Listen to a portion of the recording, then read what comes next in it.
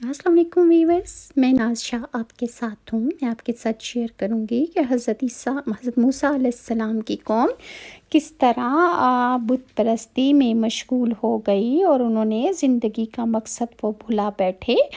تو پھر اللہ تعالیٰ نے ان کو کیا سزائیں دیں، کس طرح وہ اپنی غلطیوں کا ازالہ انہوں نے کیا۔ تاریخ گواہ ہے کہ اللہ نے ہمیشہ قوموں کو ان کے اعمال و کردار کے بلبوتے اکثر سنبھالا ہے، تو انہیں اپنے انجام تک بھی پہنچایا ہے۔ جو قومیں اللہ تعالیٰ کی مہلت سے فائدہ اٹھا گئیں وہی فائدے میں رہیں، اور جو احکام الہی سے سرکشی کی مرتکب رہیں ان کے لیے پھر اللہ نے ذلت و رسوائی لکھ دی۔